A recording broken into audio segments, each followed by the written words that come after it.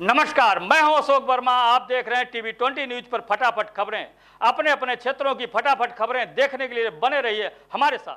आजमगढ़ में एक सप्ताह में 2 पत्रकार पुलिस उत्पीड़न का शिकार हुए हैं। एक मामला अभी थमा ही नहीं था कि दूसरे पत्रकार राजीव श्रीवास्तव, जो आज तक न्यूज चैनल के मान्यता प्राप्त पत्रकार हैं, वरिष्ठ पत्रकार राजीव ने बताया कि खबर कवरेज करना हमारा अधिकार है। इसी अधिकार के तहत हमने अपने कैमरामैन को सिदारी थाना भेजा था, जहां पुलिस ने शराब के टैंकर को पकड़ा था और दर्जनों तस्करों को गिरफ्तार किया था, जिसका फोटो बनाते समय सीओ सिटी राजेश तिवारी, मेरे पुत्र मानव श्रीवास्तव जो कैमरामैन है, को बिना जांच किए ही फर्जी पत्रकार बताकर गाली गलौज के साथ ही गोली मारने की बात करते हुए जमीन पर बैठा दिए और पूरी तरह बेइज्जत व अपराधी जैसा व्यवहार करने के बाद कुल्हा तोड़ने को कहते हुए मोबाइल भी छीन लिया। मौके का वीडियो और सीओ सिटी से वार्ता का ऑडियो भी पुलिस अधीक्षक को दिया गया है। राजीव कुमार ने बताया कि एसडीएम सदर भी मौके पर थे। सारी सच्चाई जानने के बावजूद भी मेरे पुत्र को डांटते रहे और फर्जी पत्रकार कहकर अपमानित करते रहे। ऐसे में अब सवाल ये उठता है कि जब आज तक के पत्रकार व कैमरामैन इस सरकार में पुलिस उत्पीड़न का शिकार हो रहे हैं, तो आम पत्रकारों का कौन रक्षा करेगा। घटना से आक्रोशित पत्रकारों का प्रतिनिधिमंडल पुलिस अधीक्षक से मिलकर दोषी पुलिस अधिकारी के खिलाफ कार्रवाई की मांग की। एसपी सुधीर कुमार सिंह ने बताया कि घटना की जांच व कार्रवाई का आश्वासन पत्रकारों को दिया। पत्रकारों के प्रतिनिधिमंडल में धर्मेंद्र श्रीवास्तव, राजीव श्रीवास्तव, विजय यादव, अशोक वर्मा, एसके सत्येन, रवि सिंह, ओम अग्रवाल, रतन प्रकाश त्रिपाठी, सचिन श्रीवास्तव सहित भारी संख्या में छायाकार व पत्रकार मौजूद थे। आइए सुनाते हैं पुलिस उत्पीड़न के शिकार आज तक के कैमरामैन मानव श्रीवास्तव की बात। मिलने पे सिधाई थाना पे कि अवैध शराब पकड़ी गई है, तो हम सूचना मिलने पे थाने से गए। तो वहाँ मौके पे जब सबको लिया जा रहा था, अपराधी जो पकड़ाए थे, हम जब अपना कवरेज करने के लिए वीडियो बनाने लगे, तो वहाँ के सीओ सीओ सिटी द्वारा मेरे साथ जो व्यवहार किया गया, मेरी मोबाइल छीन के अपने रख दी गई और मेरे साथ गाली गलौज करने लगे। और इसके बाद मेरे साथ अभद्र से गंदी बातचीत मेरे साथ की और मुझे वहाँ बैठाए रहे मेरे और उनके द्वारा मुझसे ज़बरदस्ती एप्लीकेशन लिखा गया कि और जिसमें मुझे को गलत साबित किया गया। तो आज साथ हमने अपना एप्लीकेशन दिया है और कार्रवाई की क्या मांग करते हैं आप? कार्रवाई हो सकते हो, इनको बर्खास्त किया जाए यहाँ से। हाँ, यहाँ से उनको हटाया जी। तो क्या उन्होंने आपको मुकदमे फंसाने की धमकी भी दी? ये भी कहा कि तुमको जेल भेज दूँगा, तुम्हारी ज़िंदगी बर्बाद कर दूँगा, मुकदमा दर्ज कर दूँगा, कुछ नहीं कर पाओगे मेरा। ऐसी धमकी दी थी और ये कहते तुम कहीं चले जाओ, हाईकोर्ट सुप्रीम कोर्ट चले जाओ, मेरा कुछ उखाड़ नहीं पाओगे। और जहाँ तक उनका सवाल ये कहते कि मेरा 13 जगह ट्रांसफ़र हो चुका है, एक जगह और सही, ऐसा उन्होंने कहा। नहीं तो ये बताइए किस बात पे आपने अपना परिचय दिया था कि हम पत्रकार हैं? सब कुछ बताया था। हमने कहा कि हम मीडिया थे, मेरा आपसे के लिए 2 मिनट लगे, अगर आपका गिराफ समय है, हम लोग थोड़ा जल्दीबाजी में सुनने लगे, मगर हमने उनको खुद अगर आप चेकअप कर लिए मीडिया से मेरा नाम सब कुछ है, तो कभी माने नहीं। तो कितनी देर आपको बैठा रखा वहाँ? कम से कम आधा घंटा मुझको बैठा रहे वहाँ। पापा ने आपको फ़ोन किया, उसके बाद भी नहीं छोड़े उसे? नहीं, इसके बाद सीओ जा चुके थे। उसके बाद थाने में एप्लीकेशन लिखा है, एप्लीकेशन लिखाने के बाद मोबाइल दिए मुझको, फिर आपको छोड़ा गया? जी ठीक। हेलो जी सीओ साहब। हाँ भैया बताएं। मैं राजीव कुमार बोल रहा हूँ, आज तक का पत्रकार हूँ। हाँ बताएं। और लड़का गया था, आपने उसके साथ बदतमीजी की। हमने बदतमीजी से मुकदमा लिख रहा हूँ मैं उसके खिलाफ। क्या उसने गुनाह किया? फर्जी पत्रकार बनने का। फर्जी पत्रकार है वो? अभी तो मैं छोड़वा रहा था, लेकिन मुकदमा लिखने से कोई गुरेज नहीं है हमारा। आज की तमाम सुर्खियों को देखने के लिए बने रहिए हमारे साथ। समाजवादी पार्टी चित्रकूट इकाई के समाजवादियों ने राजापुर तहसील में राज्यपाल के नाम राजापुर एसडीएम को ज्ञापन सौंपा और लवलेश यादव ने उत्तर प्रदेश सरकार को किसान विरोधी बताया और कहा कि हर मायने में विफल रही उत्तर प्रदेश सरकार, और कहा कि प्रदेश की भाजपा सरकार की गलत नीतियों के चलते कोरोना संकट बढ़ा। किसान, नौजवान, बुनकर और समाज दूसरे कमजोर वर्गों की उपेक्षा, आरक्षण, परिवार, कानून व्यवस्था ध्वस्त, समाजवादी कार्यकर्ताओं का उत्पीड़न, भ्रष्टाचार और घोटालों पर नियंत्रण नहीं, महिलाएं बच्चियां असुरक्षित, जनहित से उदासीन सरकार पर कार्रवाई हो। इन मांगों को लेकर समाजवादियों ने ज्ञापन सौंपा और कहा कि उत्तर प्रदेश में इन दिनों अराजकता की स्थिति है। कोरोना संक्रमण बढ़ता जा रहा है, कई हजार मौतें हो चुकी हैं, अस्पतालों में इलाज की सुचारू व्यवस्था नहीं है, 2 मंत्री भी अपनी जवान गांव बैठे हैं, जबकि अन्य कई संक्रमित पाए गए हैं।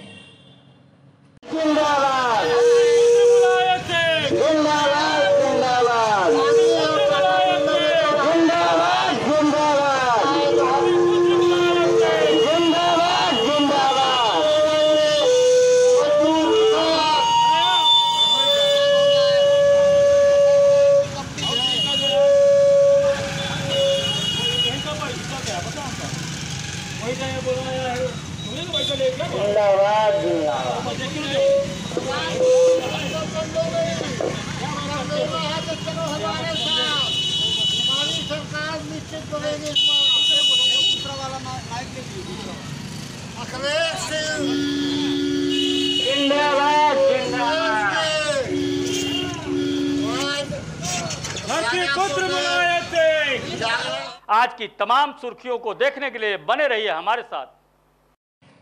जिलाधिकारी राजेश कुमार ने जनपद में बढ़े कंटेनमेंट जोन के बारे में जानकारी देते हुए बताया कि जनपद के जितेंद्र श्रीवास्तव के घर के आसपास, सर्वेश के घर के आसपास, सलेमपुर सुल्तानीपुर तहसील सदर, छोटेलाल के घर के आसपास का क्षेत्र राजस्व ग्राम भागमलपुर तहसील सदर, मनोज के घर के आसपास का क्षेत्र राजस्व ग्राम बरातीर जगदीशपुर तहसील सदर, विपिन सिंह के घर के आसपास का क्षेत्र राजस्व ग्राम ओझौली तहसील सदर, शिवचन के घर के आसपास का क्षेत्र राजस्व ग्राम मित्तुपुर तहसील सदर, सुभाष सिंह के घर के आसपास का पन्नालाल कॉलोनी मोहल्ला रैदोपुर नगर पालिका परिषद आजमगढ़, नमन शुक्ला के घर के आसपास का क्षेत्र राजस्व ग्राम लछीरामपुर तहसील सदर, प्रेम नारायण के घर के आसपास का क्षेत्र राजस्व ग्राम बद्दूपुर तहसील सदर, अजय नारायण पाठक के घर के आसपास का क्षेत्र राजस्व ग्राम घोरठ तहसील सदर, उमाकांत मिश्रा के घर के आसपास का क्षेत्र वार्ड नंबर 5 लोहिया नगर पंचायत कटघर लालगंज, प्रिया गवर्नमेंट वाली बिल्डिंग के आसपास का क्षेत्र राजस्व ग्राम ममसीरपुर तहसील लालगंज, पूर्वांचल एक्सप्रेसवे कैंप राजस्व ग्राम चकिया तहसील फूलपुर, प्राथमिक विद्यालय यादव का पुरा राजस्व ग्राम इरनी तहसील मार्टिनगंज व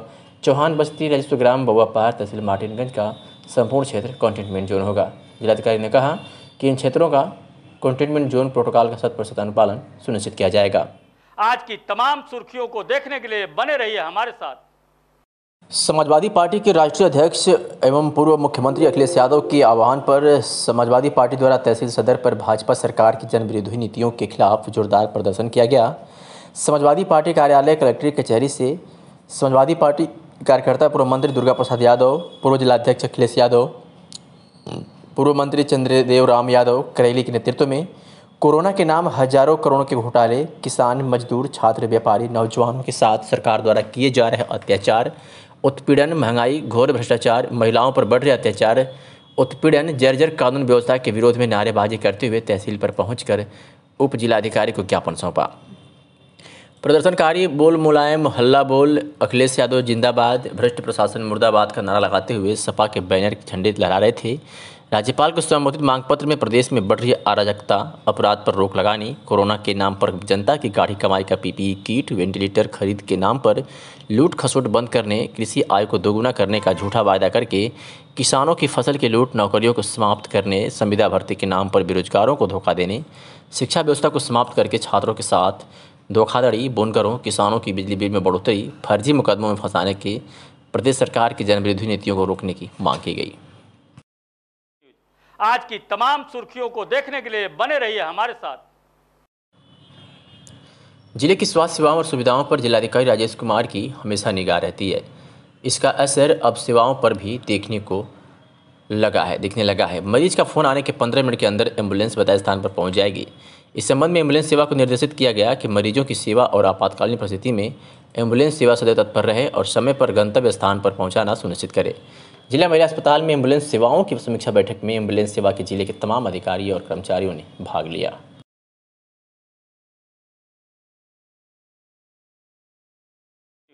आज की तमाम सुर्खियों को देखने के लिए बने रहिए हमारे साथ। आज आजमगढ़ में मिशन मोदी अगेन पीएम के राष्ट्रीय अध्यक्ष राम गोपाल काका जी का आगमन जनपद में हुआ। राम गोपाल काका के साथ डॉक्टर मिथिलेश पांडे, भोले तथा महंत रामचंद्र गिरी राष्ट्रीय जनसंपर्क प्रमुख मौजूद रहे। यह पूरा कार्यक्रम आजमगढ़ जिला के अध्यक्ष डॉक्टर सतीश चंद्र श्रीवास्तव की अगुवाई में आयोजित किया गया। कार्यक्रम के दौरान बाहर से आए वक्ताओं ने लोगों को पीएम मोदी की योजनाओं और उनसे प्रेरित होकर जनता की सराहना के बारे में बात की। साथ ही मोदी जी को फिर से एक बार प्रधानमंत्री बनाने के लिए एकजुट होने का आग्रह किया। कार्यक्रम के दौरान लगभग सैकड़ों की संख्या में कार्यकर्ता मौजूद रहे। पूरा कार्यक्रम का आयोजन जिला अध्यक्ष डॉक्टर सतीश चंद्र श्रीवास्तव द्वारा कराया गया। कार्यक्रम में अंत में कई पदाधिकारियों का आजमगढ़ में चुनाव किया गया, जिसमें आजमगढ़ के समित सोनकर को जिला महामंत्री मनोनीत किया गया, तो वही महिला मोर्चा में सलमा सितारा को जिला सचिव मनोनीत किया गया। जो मीटिंग की गई इसमें किस उद्देश्य आज आजमगढ़ के जिलाध्यक्ष का नाम नॉमिनेट हुआ है। सतीश चंद्र श्रीवास्तव जी को आजमगढ़ जिले का जिलाध्यक्ष बनाया है और हमारे महिला मोर्चा में पहले से जो काम कर रही हैं श्रीमती मिथिलेश पांडे, उनको महिला मोर्चा का अध्यक्ष बनाया। मेन बॉडी के अध्यक्ष सतीश चंद्र श्रीवास्तव हैं और महिला मोर्चा की अध्यक्ष मिथिलेश पांडे। ये कौन सी संस्था है सर, क्या पूरा? Mission Modi again PM, Modi ji की योजनाओं को जन जन तक पहुंचाने के लिए काम कर रहा है। इसके लिए हम कार्यकर्ताओं को जोड़ते हैं और उन कार्यकर्ताओं को ट्रेनिंग देते हैं। ट्रेनिंग के बाद योजना जन जन तक पहुंचे, इसका मूल संगठन का उद्देश्य है। कहाँ कहाँ दौरा करेंगे, संस्था बनाएंगे? अभी संपूर्ण भारत में 21 प्रदेशों में टीम है और लगभग 5 लाख कार्यकर्ता मिशन मोदी के जुड़ चुके हैं। आजमगढ़ में भी 11,000 कार्यकर्ता हम खड़े करने की योजना है। 2022 के चुनाव से पहले 11,000 कार्यकर्ता यहाँ खड़े होकर ट्रेनिंग लेकर सरकार की योजनाओं को जन जन तक पहुँचाने के लिए काम करें। आज की तमाम सुर्खियों को देखने के लिए बने रहिए हमारे साथ। जिले में हो रही लव जिहाद की घटनाओं की उच्चस्तरीय जांच कराए जाने की मांग को लेकर विश्व हिंदू परिषद व बजरंग दल के कार्यकर्ताओं ने सीएम के नाम संबोधित ज्ञापन आज जिलाधिकारी को सौंपा है और बताया है कि बीते दिनों एक युवक फेसबुक पर हिंदू नाम से अकाउंट बनाकर हिंदू लड़कियों को फंसाने का काम किया, जिसको कार्यकर्ताओं की मदद से पकड़कर पुलिस को सौंप दिया गया था। उसने न सिर्फ लड़कियों को अपने प्रेम जाल में फंसाने का काम किया, बल्कि लड़की के घर वालों को जब जानकारी हुई तो जान माल की धमकी भी दे रहा था। इस तरह के मामले की उच्चस्तरीय जांच कराने के लिए सीएम के नाम संबोधित ज्ञापन जिलाधिकारी को सौंप मांग किया कि लव जिहाद पर जल्द से जल्द कड़ा कानून बनाया जाए, जिससे आए दिन हो रही ऐसी घटनाओं पर लगाम लगा सके। क्या कुछ कहा गौरव सिंह ने, आपको सुनवाते हैं। जिला मंत्री विष्णु परिषद जिलाधिकारी महोदय ज्ञापन देने आए हैं। हम लोग आज माननीय मुख्यमंत्री जी को जिलाधिकारी महोदय के माध्यम से आज एक ज्ञापन सौंपे हैं। हम लोगों ने मांग की है कि जनपद में आए दिन जो लव जिहाद की घटनाएं घटित हो रही हैं, इनकी एक उच्च स्तरीय जाँच कराई जाए। कौन कौन लोग इस गिरोह में सम्मिलित हैं, कहाँ से इनकी फंडिंग होती है, कैसे इनका पूरा कारोबार ये चलता है, फल फूल रहा है, इस पर कड़ी से कड़ी कार्रवाई किया जाए और एक लव जिहाद पर कानून भी बनाया जाए, क्योंकि अभी योगी सरकार लाने वाली है। तो सरकार की ऐसी मंशा भी है कि लव जिहाद पर कड़ी से कड़ी कार्रवाई किया जाए। इस नाते हम लोगों ने आज बजरंग दल विष्णु परिषद में यहाँ पर ज्ञापन सौंपा है। आप लोगों को संज्ञान में भी होगा, बीते 17 सितंबर को एक असद खान नाम का लड़का, फेसबुक पर उसका नाम था, उसका ओरिजिनल नाम सलीम खान, वो नाम बदल करके फेसबुक पर आइडियाँ बना करके हिंदू लड़कियों को अपने प्रेम जाल में फंसाता है। हम लोगों ने उसको पकड़ा रोडवेज से 20 सितंबर को। 2 दिन फरार रहा वो। पुलिस ने उसने परिवार को धमकी भी दी, जान से मारने की, कट्टे का फोटो भी भेजता था लड़की के व्हाट्सएप पर। इसको लेकर के परिवार के लोग भयभीत थे, उन्होंने थाने पर शिकायत दर्ज कराई, जिसके बाद लड़का फरार था। 2 दिन बाद उसको कार्यकर्ताओं के माध्यम से क्या आश्वासन मिला कि ठीक है जांच कराई जाएगी।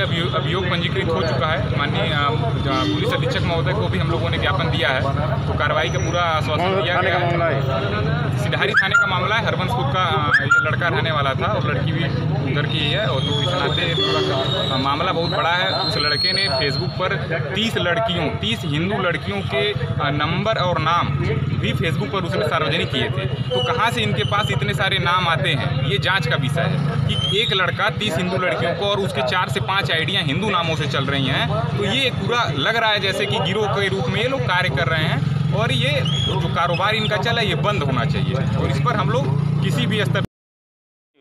आज की तमाम सुर्खियों को देखने के लिए बने रहिए हमारे साथ। रोजे संस्था के द्वारा विकासखंड तरवा, जहानागंज और मेहनगर के मुसहर 174 परिवारों को राह किट वितरण किया गया। संस्था के द्वारा एक मुसहर परिवार को 20 दिनों के लिए सूखा राशन प्रदान किया गया। तो वरही, टिशौरा माफी, मशुआ, कुढ़ाफार, सराय बिंद्रावन, झुआ, देवकली सहित तमाम गाँव में के 174 परिवारों के महिला मुखिया को कोविड-19 के प्रोटोकॉल का पालन करते हुए स्थानीय ग्राम पंचायत के प्रतिनिधियों की उपस्थिति में जरूरतमंद परिवारों ने राशन प्राप्त किया। गिरजा देवी, सुभावती देवी, रीता देवी और बिंदु देवी ने बताया कि रोजा द्वारा विगत 12 सालों से हमारे परिवार के विकास में सहयोग प्रदान कर रही है। जब हमारे बच्चे छोटे थे तब से लेकर आज तक संस्था का साथ मिल रहा है। रोजा के दीपिका सिंह ने बताया कि प्रधानमंत्री गरीब कल्याण योजना के अंतर्गत जो सामग्री राशन की दुकान से गरीबों को प्राप्त हुई है, संस्था उन वस्तुओं को छोड़कर रसोई के अन्य सामग्री को प्रदान किया है, ताकि रसोई की सामग्री के गैप को पूरा किया जा सके। और ये कोरोना वायरस महामारी के दौरान रोजा संस्था के तरफ से 4 बार हम लोगों को राशन सामग्री मिली है, जैसे जिसमें आलू है, तेल है, अरहर दाल है, प्याज है, कुल 15 सामान मिला है हम लोगों को। जिससे हमारे परिवार और बच्चों के लिए काफ़ी लाभदायक हुआ है। और हम ये चाहते हैं कि एक जो सराहनीय काम रोजा संस्था के तहत से हुआ है आगे भी चलता रहे, और ये रोजा संस्था जो सराहनीय काम कर रही है, मैं चाहता हूं कि आगे भी प्रगति करे। और मैं सभी मुसहर समुदाय के तरफ से रोजा संस्था को बार बार धन्यवाद करता हूं। मेरा नाम सुरेश है, ग्राम कुढ़ापार से हूं। ग्राम कुढ़ापार से मुसहर समुदाय से हूं।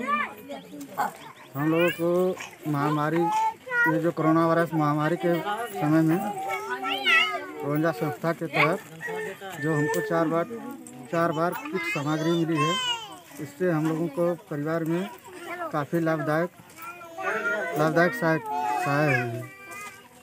इसलिए मैं सभी मुसहर समुदाय के तहत रोजा संस्था को बार बार धन्यवाद करता हूँ। मुख्यमंत्री योगी आदित्यनाथ द्वारा उच्च स्तरीय प्राधिकृत समिति की ऑनलाइन बैठक की गई। उक्त कार्यक्रम की अध्यक्षता जिलाधिकारी राजेश कुमार द्वारा NIC आजमगढ़ में की गई। इस कार्यक्रम में विभिन्न औद्योगिक संगठनों के प्रतिनिधियों द्वारा भी प्रतिभाग किया गया। इस कार्यक्रम में मुख्यमंत्री द्वारा प्रदेश स्तर पर उद्यमियों की समस्या के निस्तारण के साथ साथ जनपद एवं मंडल स्तर पर प्रतिमा बैठक कर समस्याओं को निस्तारित करने के निर्देश दिए गए। मुख्यमंत्री द्वारा उद्यमियों की समस्याओं को अतिशीघ्र निस्तारित कर प्रदेश को ईज ऑफ डूइंग रैंकिंग में प्रथम स्थान पर लाने हेतु प्रेरित किया गया। मुख्यमंत्री ने निर्देश दिया कि जिलाधिकारी की अध्यक्षता में जनपद स्तर पर प्रतिमाह जिला उद्योग बंद की बैठक कर उद्यमियों की समस्याओं को निस्तारित किया जाए।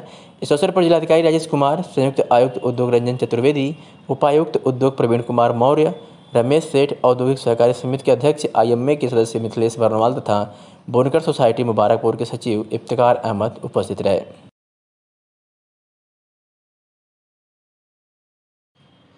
सांसद अफजल अंसारी ने LDA-BC से मुलाकात की है। मुख्तार अंसारी व परिवार पर लगातार सरकार कार्रवाई कर रही है। LDA-BC से मुलाकात के बाद अफजल निकले अंसारी डालीबाग में मुख्तार अंसारी के अवैध निर्माण को ध्वस्त किया था। कुछ भी बोलने से बचते रहे अफजल अंसारी। उन्होंने कहा, हमें संविधान पर पूरा भरोसा है। मीडिया के सवालों पर बिफरे अफजल, कहा एक तरफा खबर चलाती है मीडिया। कार्रवाई की जा रही है, उसको किस रूप में आप लोग देख रहे हैं? आप एक तरफा चलाते रहिए। नहीं, आप तो बताइए ना, आप कुछ बताइए। कार्रवाई की जा रही है लगातार, एक के बाद एक मामले खुले जा रहे हैं, सब चीजें हो रही हैं, तो इसको किस रूप में देख रहे हैं? देश में संविधान है, कानून है। किसानों को लेकर देश का पूरा विपक्ष एकजुट है और बिल पास होने से लोग आंदोलित है। इसी को लेकर दिल्ली में आम आदमी पार्टी के राज्यसभा सांसद संजय सिंह का बड़ा बयान सामने आया है। उन्होंने कहा कि भाजपा सरकार ने किसानों के खिलाफ कानून पास किया है। बिल का विरोध करने पर हमें निलंबित किया गया, इसलिए हम धरने पर बैठे हैं और तब तक बैठे रहेंगे जब तक सरकार को सद्बुद्धि ना आ जाए। आइए सुनाते हैं संजय सिंह ने क्या कुछ कहा। मोदी सरकार ने किसानों के खिलाफ दिखा के आश्वासन, उसके लिए हम लोगों को सस्पेंड किया है और उसके खिलाफ हम सारे लोग यहाँ पे धरने पर बैठे हैं। कांग्रेस के 3 सांसदों को सस्पेंड किया गया है, TMC के 2 सांसदों को सस्पेंड किया गया है, CPM और CPI के 1 सांसदों को सस्पेंड किया गया है और CPM के 2 सांसदों को सस्पेंड किया गया है। और हम लोग यहाँ धरने पर बैठे हैं, तब तक बैठे रहेंगे जब तक ये सरकार ये नहीं बताती कि कल क्यों बगैर वोटिंग के, नंबर न होने के बावजूद लोकतंत्र और संविधान का गला घोट के ये कानून पास किया गया, किसान विरोधी काला कानून। सरकार के पास नंबर नहीं था, कल ये बिल गिर जाता हाउस में, लेकिन इन्होंने जबरदस्ती इसको पास किया। तो ये जबरन लोकतंत्र की हत्या करने की जो कार्रवाई है मोदी सरकार की, उसके खिलाफ हम लोग याद हैं।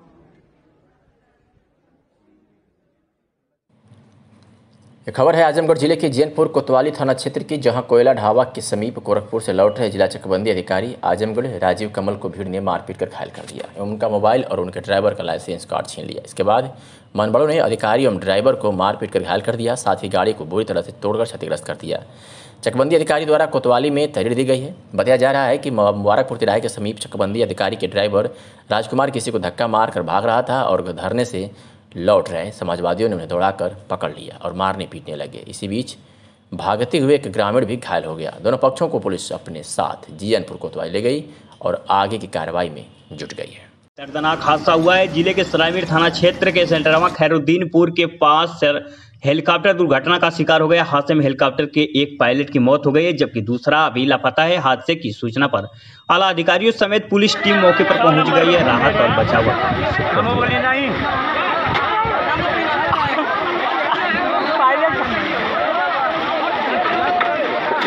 आजमगढ़ से खबर है कि जिलाधिकारी कार्यालय पर ज्ञापन देने आए कंप्यूटर ऑपरेटर कैलाश सिंह ने बताया कि शासन से ई हॉस्पिटल का बजट बार बार आने के बाद भी मंडली जिला चिकित्सालय आजमगढ़ में ई हॉस्पिटल का कार्य प्रमुख अधीक्षक के द्वारा मनमाने ढंग से बंद कर दिया गया है और ऑनलाइन की जगह ऑफलाइन कार्य करवाया जा रहा है, जबकि प्रदेश के अन्य जनपदीय चिकित्सालय में ई हॉस्पिटल का कार्य सुचारू रूप से क्रियाशील चल रहा है। उक्त प्रकरण को संज्ञान में लेते हुए प्रधानमंत्री की डिजिटल इंडिया परियोजना को सुचारू रूप से चालू करवाने की और जिसका बजट रुपया 7,45,760 भी मंडलीय चिकित्सालय का आजमगढ़ को आवंटन किया जा चुका है एवं समस्त कार्मिकों की आर्थिक स्थिति को ध्यान में रखते हुए यह हॉस्पिटल कर्मचारियों को पुनः अपने कार्यस्थल पर कार्य करने की अनुमति प्रदान किया जाए, जिससे प्रधानमंत्री के डिजिटल हॉस्पिटल परियोजना सुचारू रूप से चालू की जा सके, जो काफ़ी समय से प्रमुख अधीक्षक CMS के द्वारा बंद कर दी गई है और प्रमुख अधीक्षक के द्वारा ही हॉस्पिटल कर्मचारियों का मानसिक एवं आर्थिक रूप से शोषण किया जा रहा है। यह जन सामान्य को आए दिनों परेशानियों का सामना करना पड़ रहा है। क्या मामला है? मामला हम लोग मंडली जिला चिकित्सालय आजमगढ़ में ये आत्म कर्मचारी हैं, जो कि प्रमुख अधीक्षक महोदय के द्वारा हम लोगों को कई महीनों से मानसिक और आर्थिक रूप से प्रताड़ित किया जा रहा है। DG के द्वारा 11/9/2020 को वहाँ से टेलीफोनिक वार्ता से इनको कहा गया कि आप ई आत्म कर्मचारियों से कार्य लीजिए, जब हम बजट दे रहे हैं तो फिर आप कार्य क्यों नहीं ले रहे हैं। तो इन्होंने कहा कि हमने आपको पत्र भेजा है तो उसके माध्यम से हमको अवगत कराइए, तो उन्होंने फिर वो पत्र से इनको अवगत कराया। उसके बाद भी हम लोगों को कार्य करने की अनुमति नहीं दे रहे हैं। आज ज्ञापन दिए, क्या शासन मिला? ज्ञापन दिए हैं ADM को, तो उन्होंने कहा कि हम इनके खिलाफ कार्रवाई करेंगे और आप लोगों की समस्याओं का निवारण करेंगे। अगर जैसा कि आंसर नहीं होता तो क्या करेंगे? हम लोग भूख हड़ताल के लिए विवश हो जाएंगे। SP के निर्देश पर जिले भर में अपराधियों के खिलाफ लगातार कार्रवाई की जा रही है। इसके तहत जनपद की मुबारकपुर पुलिस द्वारा 2 बड़ी घटनाओं का खुलासा किया गया, जिसमें पुलिस ने तत्परता दिखाते हुए पहली घटना में मस्जिद में चोरी करते हुए रंगे हाथ 2 साथी चोरों को गिरफ्तार कर लिया और उनके पास से चोरी की मोटरसाइकिल व चोरी करने के काम आने वाले उपकरण को भी पुलिस ने बरामद कर लिया। तो वही दूसरी घटना में मुबारकपुर पुलिस ने मुखबिर की सूचना पर एक अभियुक्त को गिरफ्तार कर देसी तमंचा व कारतूस बरामद किया है। मुबारकपुर थानाध्यक्ष के नेतृत्व में हुई इस कार्रवाई में हेड कांस्टेबल संतोष कुमार यादव व नागेंद्र प्रसाद थाना मुबारकपुर आजमगढ़ शामिल थे। आज छितौनी मोड़ स्थित कृष्णा मैरिज हॉल में जिलाध्यक्ष अनिल निषाद एवं युवा मोर्चा जिलाध्यक्ष अंगद निषाद की अध्यक्षता में एक बैठक आहूत की गई, जिसके मुख्य अतिथि प्रदेश अध्यक्ष रविंद्र मणि निषाद रहे। उनकी मौजूदगी में आजमगढ़ जिले के सभी कार्यकर्ताओं को पदपत्र देकर सम्मानित किया गया। इस मौके पर सभी कार्यकर्ताओं ने गर्मजोशी से प्रदेश अध्यक्ष रविंद्र मणि निषाद का स्वागत किया। प्रदेश अध्यक्ष रविंद्र मणि ने कहा कि सभी कार्यकर्ता आरक्षण की लड़ाई के लिए तैयार रहें, जो हमारा जन्मसिद्ध अधिकार है। अगर भाजपा ने आरक्षण नहीं दिया, अपना किया हुआ वादा भूल गई और समाज को जो धोखा देगा वह धोखा खाएगा। निषाद समाज अब किसी को बख्शने वाला नहीं है। आने वाले 2022 के चुनाव में पार्टी कार्यकर्ता अभी से लग जाएं। निषाद समाज के लोग हर मोर्चे पर तैयार हैं। क्या कुछ कहा रविंद्र मणि निषाद ने, सुनवाते हैं आपको।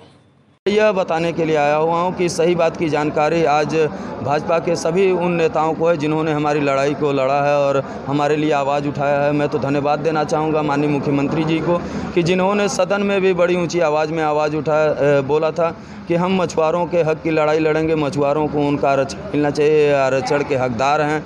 फिर 2015 में जब कसरवल कांड हुआ था आरक्षण के मुद्दे को लेकर के, उस समय कमिश्नरी पे उन्होंने भाषण दिया था और डिबेट दिया था कि अगर हमारी सरकार बनेगी तो सबसे पहले मैं इनका प्रमाण पत्र जारी करूंगा और इनको इनका हिस्सा दिलाऊंगा। आज ये याद दिलाने के लिए कि आज वो हमारे दोस्त हैं, आज हम दुश्मन नहीं बन करके बल्कि उनके दोस्त बन करके आए हुए हैं और दोस्त की हैसियत से बताने के लिए आए हुए हैं कि आप आज खुद सरकार में हैं और आप मुख्यमंत्री हैं। आप चाहें तो हो सकता है 4 साल बीत गया और अभी तक अगर हमारा हिस्सा नहीं मिला, हमारा प्रमाण पत्र नहीं जारी हुआ है, तो इसका मतलब कि कहीं न कहीं समाज में एक दूसरे प्रकार की लहर जा रही है, दूसरे प्रकार की सोच जा रही है कि हमारे साथ भाजपा भी वही कर रही है जो अन्य पार्टियां करती रहे। तो इसका कहीं न कहीं ऐसा ना हो कि सपा सुप्रीमो अखिलेश यादव के निर्देश पर जनहित मुद्दों को लेकर प्रदेश भर में सरकार के खिलाफ आंदोलन चलाया जा रहा है। इसके तहत अतरौलिया क्षेत्र के विधायक डॉक्टर संग्राम यादव तथा पूर्व प्रमुख चंद्रशेखर यादव के नेतृत्व में समाजवादी पार्टी कार्यकर्ताओं द्वारा तहसील बुढ़नपुर उप जिलाधिकारी को राज्यपाल महोदय के नाम से प्रसिद्ध 9 सूत्रीय ज्ञापन सौंपा गया। इससे पहले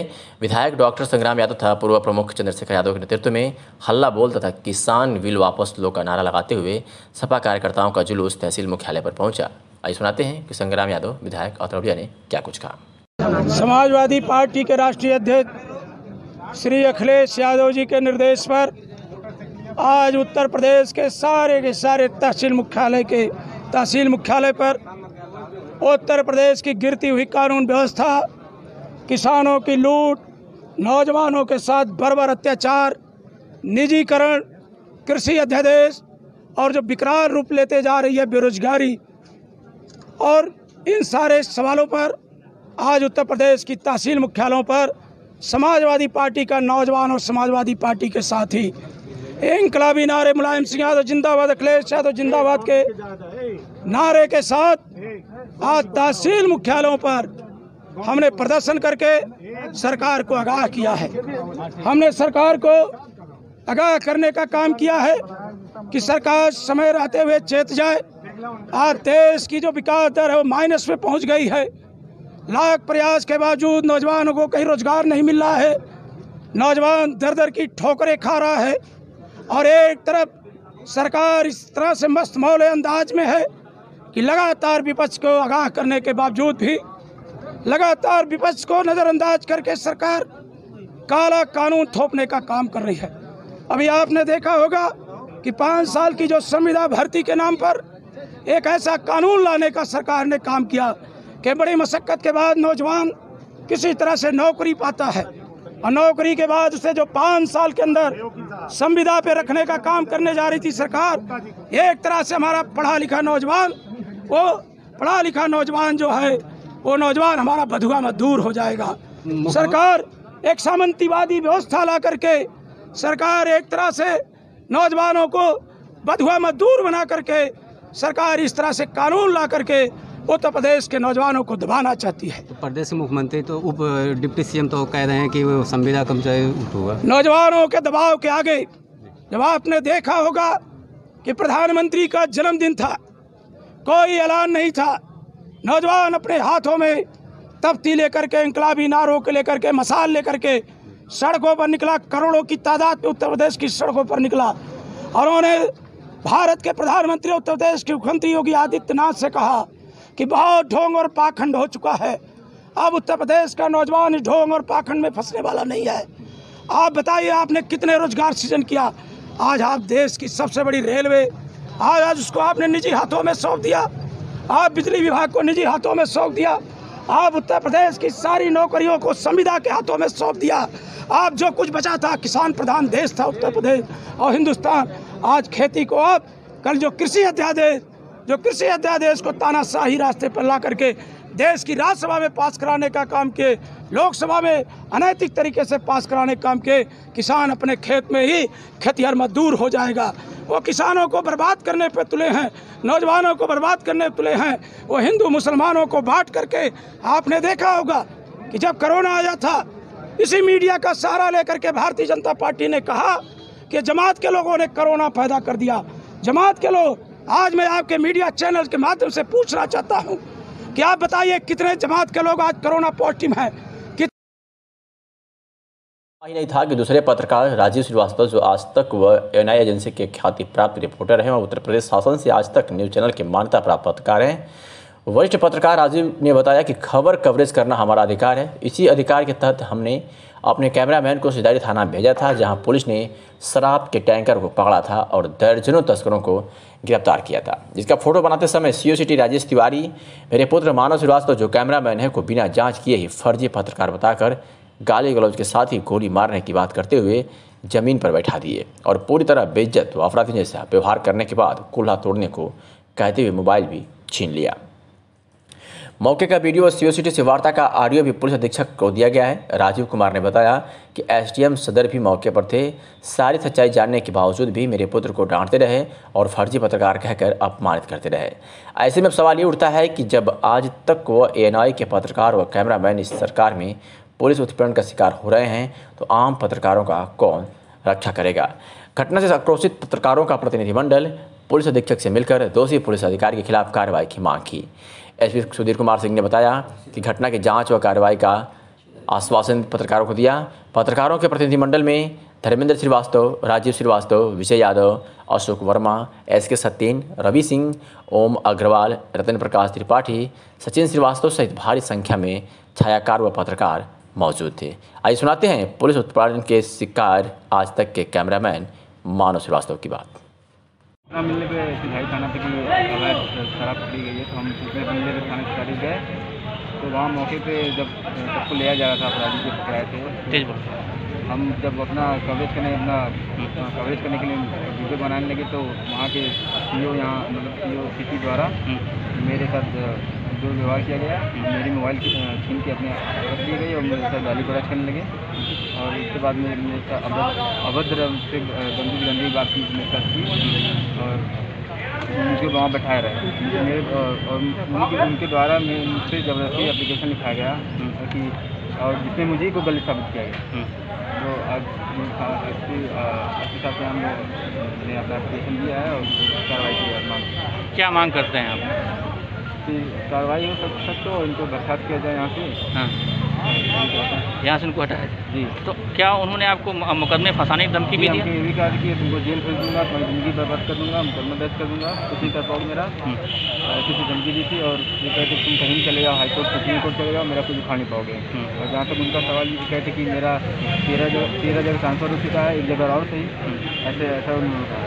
नहीं तो ये बताइए किस बात पे आपने अपना परिचय दिया था कि हम पत्रकार हैं? सब कुछ बताया था, हमने कहा कि हम मीडिया थे, मेरा आप चेक कर लीजिए, मैं 2 मिनट लगे, अगर आपका मेरा समय है, हम लोग थोड़ा जल्दीबाजी में सुनने लगे, मगर हमने उनको खुद कहा कि आप चेकअप कर लीजिए, मीडिया से मेरा नाम सब कुछ है, तो कभी माने नहीं। तो कितनी देर आपको बैठा रखा वहाँ? कम से कम आधा घंटा मुझको बैठा रहे वहाँ पर। पापा ने आपको फ़ोन किया, उसके बाद भी वो नहीं छोड़े उसको? नहीं, इसके बाद CO चले जा चुके थे, उसके बाद थाने में एप्लीकेशन लिखा है, एप्लीकेशन लिखाने के बाद मोबाइल दिए मुझको, फिर आपको छोड़ा गया? जी ठीक। हेलो जी CO साहब। हाँ भैया बताएं। मैं राजीव कुमार बोल रहा हूँ, आज तक का पत्रकार हूँ। हाँ बताएं। और लड़का गया था, आपने उसके साथ बदतमीजी की। हमने बदतमीजी से मुकदमा लिख रहा हूँ मैं उसके खिलाफ। क्या उसने गुनाह किया? फर्जी पत्रकार बनने का। फर्जी पत्रकार है वो? अभी तो मैं छोड़वा रहा था, लेकिन मुकदमा लिखने से कोई गुरेज नहीं है हमारा। गांव में खराब मौसम और आकाशीय बिजली की चपेट में आने से एयरक्राफ्ट TB-20 क्रैश होकर जमीन पर गिर गया है, जिसमें सवार ट्रेनी पायलट कोणार्क सारण की मौत हो गई। घटना की सूचना पाते ही पुलिस अधीक्षक मौके पर पहुंचकर कार्रवाई में जुट गए। पुलिस अधीक्षक ने बताया कि यह पायलट, जिसका नाम कोणार्क सारण है, जो अमेठी के फुर्सतगंज इंटरनेशनल एकेडमी से मऊ के लिए उड़ान भरा था और फिर मऊ से ही वापस होना था कि रास्ते में ही उसका कंट्रोल रूम से संपर्क टूट गया और हेलीकॉप्टर दुर्घटनाग्रस्त हो गया। SP ने बताया कि एकेडमी को सूचित कर दिया गया है। घटना की सूचना पाते ही मौके पर ग्रामीणों की भारी भीड़ जुट गई और राहत कार्य में लग गई। घटना के बारे में क्या कुछ जानकारियाँ SP आजमगढ़ ने दी, आपको सुनवाते हैं। क्रैश हुआ है, हेलीकॉप्टर कहाँ से उड़ान किया था, क्या है पूरा मामला, क्या गलती हुई है? देखिए, अब से कुछ देर पहले ये हेलीकॉप्टर क्रैश हुआ था यहाँ पर, जहाँ पर हम लोग खड़े हैं, और ये थाना सरायमीर क्षेत्र है जनपद आजमगढ़ का। ये जिसके बारे में पता चला है कि सोलो पायलट ट्रेनिंग एयरक्राफ्ट था और ये फुर्सतगंज में जो एकेडमी है, Indira Gandhi international pilot academy है, उसका ये था। और वहाँ से इसने मऊ के लिए, जो ट्रेनिंग पायलट था, उसने मऊ के लिए अपनी उड़ान भरी थी। मऊ से इसे बैक होना था, बीच में इसका संपर्क टूट गया और ये यहाँ पर क्रैश हो गया। उसकी जो पायलट है उसकी बॉडी को भिजवा दिया गया है और बाकी कार्रवाई कीजिए। एकेडमी को सूचित हो गए, वहाँ से भी लोग यहाँ पर पहुँचेंगे। हेलीकॉप्टर में और भी कुछ लोग थे या सिर्फ पायलट ही था? देखिए, सोलो पायलट था, मतलब इसका मतलब सिंगल पायलट ट्रेनिंग एयरक्राफ्ट जो जहाज़ था और उसी में ट्रेनिंग पर्पज से ही होता है। और उसी ये सिंगल जो ट्रेनिंग पायलट था वो इसके अंदर था, वही इसमें उसकी डेथ हो गई। ठीक है, थैंक यू। एक तरफ किसानों के मुद्दों को लेकर के संसद में हो हल्ला मचा हुआ है, तो वही विपक्षी दल पूरे प्रदेश में किसानों के लिए आंदोलन चला रहे हैं। वही आजमगढ़ में आम आदमी पार्टी के कार्यकर्ताओं ने जिलाधिकारी कार्यालय पहुंचकर प्रदर्शन किया और राष्ट्रपति के नाम ज्ञापन जिलाधिकारी को सौंपा और मांग किया कि किसानों के हित के खिलाफ संख्या कम होने के बावजूद बिना वोटिंग की जबरन राज्यसभा द्वारा पारित बिल पास करवाया गया, जिसको वापस लेने के लिए आम आदमी पार्टी के कार्यकर्ताओं ने जिलाधिकारी कार्यालय पहुँच प्रदर्शन किया और कहा कि यह सरकार गरीबों और किसानों के खिलाफ काम कर रही है, जिसे आने वाले दिन में किसान आत्महत्या करने के लिए बाध्य होंगे। और पूरे प्रदेश में आज आम आदमी पार्टी के कार्यकर्ताओं द्वारा धरना प्रदर्शन और राष्ट्रपति को नामित ज्ञापन सौंपा जा रहा है ताकि आने वाले बिल को वापस लिया जाए। आइए सुनाते हैं कि राजेश यादव प्रदेश अध्यक्ष ने क्या कुछ कहा। ज्ञापन दिया गया, क्या मांगे हैं? हम लोगों ने ये जो काला कानून किसान बिल पास हुआ है, इसके अगेंस्ट हम लोगों ने आज यहाँ पर आकर के और यहाँ प्रशासनिक अधिकारियों के माध्यम से यह ज्ञापन माननीय राष्ट्रपति महोदय को संबोधित सौंपा है। आपने देखा कि कल राज्यसभा में जिस तरह से लोकतंत्र की हत्या हुई, वह अपने आप में एक बहुत ही निंदनीय काम कल सदन में हुआ। और इस तरह से अगर ये परंपरा जो भारतीय जनता पार्टी डालना चाह रही है, कल को कोई दूसरा दल करेगा, परसों कोई तीसरा दल करेगा, तो ये सीधे सीधे लोकतंत्र की कई बार हत्याएं होंगी। आप देख रहे हैं कि संख्या कम है आपकी और सदस्य, राज्यसभा के सदस्य मांग कर रहे हैं, लेकिन आपने उसको ध्वनि मत से पारित करा करके फर्जी तरीके से इसको पास करा कर दिया। बिल्कुल आज हमारे माननीय सांसद वहाँ पर धरने पर बैठे हुए हैं और प्रदेश भर में आम आदमी पार्टी कार्यकर्ता आज इसके खिलाफ जो है वो धरना प्रदर्शन कर रहा है। तो ये लोकतंत्र की हत्या जो लगातार भारतीय जनता पार्टी कर रही है, ये उसके खिलाफ हम लोगों ने आज ज्ञापन दिया। भारत रक्षा दल द्वारा जिले भर में सामाजिक कार्य के साथ ही भ्रष्टाचार के खिलाफ आंदोलन किया जाता रहा है। आज इसी के तहत भारत के नेतृत्व में शहर कोतवाली के सामने स्थित बंदे पर साफ सफाई व सौंदर्यीकरण के टेंडर को निरस्त करने की मांग को लेकर आज भारत ने जिलाधिकारी को ज्ञापन सौंपा। जिलाध्यक्ष उमेश सिंह गुड्डू ने बताया कि नगर क्षेत्र में स्थापित मूर्तियों, वहाँ निर्मित पार्कों की साफ सफाई संगठन द्वारा की गई है। वर्तमान में शहर कोतवाली के सामने स्थित बंदे पर उगी झाड़ घास फूस काटकर वहां जमे गंदगी के अंबार को हटाकर साफ सफाई करके ही इसकी पेंटिंग भी की जा रही है, जो लगभग पूरी हो चुकी है। संगठन द्वारा इस बंदे पर जन सहयोग से सौंदर्यीकरण, लाइटिंग करने की योजना बनाई गई है। समाचार पत्रों के माध्यम से हम लोगों को जानकारी मिली कि नगर पालिका परिषद आजमगढ़ द्वारा इस बंदे की साफ सफाई आदि के मध्य में 28 लाख रुपए का टेंडर पास कर दिया गया है और नगर पालिका द्वारा बताया गया है कि इस पैसे से बंदे की साफ सफाई व पेंटिंग कराकर महापुरुषों के चित्र बनाए जाएंगे। कुल मिलाकर नगर पालिका द्वारा सरकारी धन को बर्बाद करने की योजना बना ली गई है। यह वही नगर पालिका और बड़ा घोटाला करने की योजना बना ली गई है। यह इससे रोका जाना नितांत आवश्यक है। उक्त बंदे पर साफ सफाई और सौंदर्यीकरण के नाम पर होने वाले टेंडर को निरस्त करते हुए उक्त धन को नगर क्षेत्र में दूसरे स्थान पर लगवाने का निर्देश देने की कृपा करें, ताकि सरकारी धन की बंदरबाट से बचा जा सके। इस बाबत क्या कुछ कहा उमेश सिंह गुड्डू जिलाध्यक्ष ने, सुनवाते हैं आपको।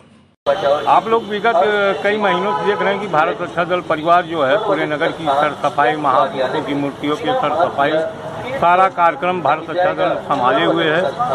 और आप इधर विगत 15-20 दिनों से आप देख रहे होंगे कल कोतवाली जो के बगल में बंधा है, वहाँ पे आज 15-20 दिनों से सफाई कार्यक्रम हो रहा है, डेंटिंग पेंटिंग हो रहा है। हम लोग वहाँ पे अभी पौधा और लाइटिंग की व्यवस्था कराने जा रहे हैं। तो कल मीडिया के माध्यम से पता लगा कि नगर पालिका इससे 28 लाख का ठेका दे दी है। तो जब आप जान रहे हैं कि वहाँ काम जन सहयोग से हो रहा है, अरे भाई आपको काम कराना है तो बहुत सारी जगह नगर पालिका की जहाँ भारत रक्षा दल परिवार करा रहा है वही आपके लिए, इसका मतलब आपके अंदर कोई खोट है, आप उसको दिखाकर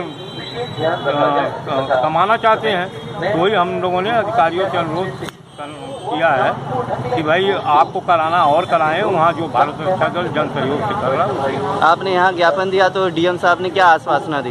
डीएम साहब नहीं मिले, एडीएम साहब भी अभी आज कोई है उनके कार्यालय दे दिया गया है, अब उनसे बात होगी तो हम हित के मुद्दों को लेकर आवाज उठाया जा रहा है। इस क्रम में आजमगढ़ जिले के गोपालपुर क्षेत्र से विधायक व पूर्व मंत्री नफीस अहमद के नेतृत्व में आज सैकड़ों कार्यकर्ताओं ने हाथ में झंडा, बैनर, लिखित तख्तियां लिए हुए जमकर प्रदर्शन व नारेबाजी करते हुए जिलाधिकारी सगड़ी अरविंद कुमार सिंह को राज्यपाल के नाम संबोधित प्रदेश में समाज विरोधी, किसान विरोधी सरकार को बर्खास्त करने की मांग करते हुए ज्ञापन दिया। विधायक ने कहा कि यह सरकार किसी भी दशा में कुर्सी पर बैठने लायक नहीं है, जिसकी मुख्य वजह है कि यह सरकार किसान विरोधी, नौजवान विरोधी, पिछड़ों, दलित विरोधी एवं समाज को तोड़ने का काम कर रही है। ऊपर से महंगाई पर इस सरकार का किसी प्रकार का कोई कंट्रोल नहीं है। ऐसी सरकार को उखाड़ फेंकने के लिए समाजवादियों द्वारा एक बृहद आंदोलन जल्द छेड़ा जाएगा। यदि सरकार को बर्खास्त नहीं किया गया तो समाजवादी कार्यकर्ता सड़क पर उतरकर सरकार के खिलाफ प्रदर्शन करेंगे और आंदोलन छोड़ेंगे। इस दौरान तहसील पर काफ़ी अफरा तफरी का माहौल रहा, जहां कई थानों की पुलिस फोर्स तहसील परिसर में मौजूद रही। क्या कुछ कहा विधायक नफीस अहमद ने, आपको सुनवाते हैं। धरने का उद्देश्य क्या था? देखिए, जिस तरीके से लगातार प्रदेश के अंदर अराजकता, नौजवानों के खिलाफ नौजवानों के साथ नाइंसाफ़ी, किसानों के साथ नाइंसाफ़ी, व्यापारियों के साथ नाइंसाफ़ी, हमारी बहन बेटियों के साथ अत्याचार बढ़ता जा रहा है। पूरे प्रदेश में भ्रष्टाचार चरम सीमा पर है। तहसील और थाना लूटे जा रहे हैं, गरीब जनता को इंसाफ नहीं मिल रहा है। और यहाँ तक जो किसान हमारा अन्नदाता है, जिसकी बदौलत आज हिंदुस्तान खड़ा होता है, आज किसानों के साथ सौतेला व्यवहार करके उनकी पूरी ताकत जो है उद्योगपतियों को देने का काम किया जा रहा है। इन सारी चीज़ों को लेकर हमारे माननीय राष्ट्रीय अध्यक्ष जी के निर्देश पर आज हम सभी पूरे प्रदेश के अंदर सारी तहसीलों पे समाजवादियों ने महामहिम राज्यपाल से ये मांग की है कि इस सरकार को तत्काल बर्खास्त करने की सिफारिश करें और जो कोरोना संकट पर इतना बड़ा भ्रष्टाचार प्रदेश के अंदर हुआ है, उस भ्रष्टाचार को देखते हुए जो लोग भी इनके सम्मिलित हैं, इनके खिलाफ कार्रवाई होनी चाहिए और आम जनता को इस महामारी के उसमें हमारे बुनकर हैं, हमारे गरीब किसान हैं, मजदूर हैं, सबको इंसाफ मिलना चाहिए।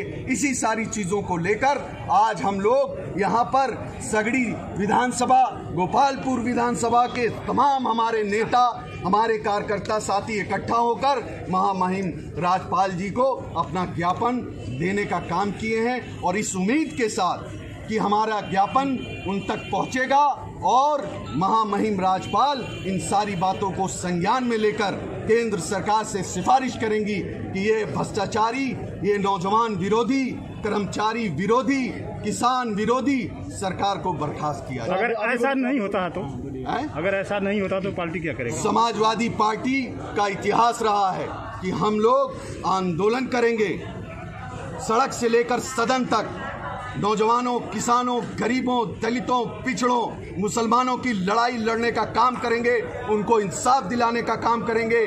चाहे हमारे ऊपर जितने भी मुकदमे लगा दिए जाएं, समाजवादी पार्टी के लोग डरने वाले नहीं हैं। इनकी जेलें छोटी पड़ जाएंगी, इनकी लाठियां कम पड़ जाएंगी, लेकिन समाजवादी पार्टी के हौसला कभी पस्त नहीं होने वाला। हम इस सरकार की जन विरोधी और नौजवान विरोधी सरकार को उखाड़ फेंकने का काम करेंगे।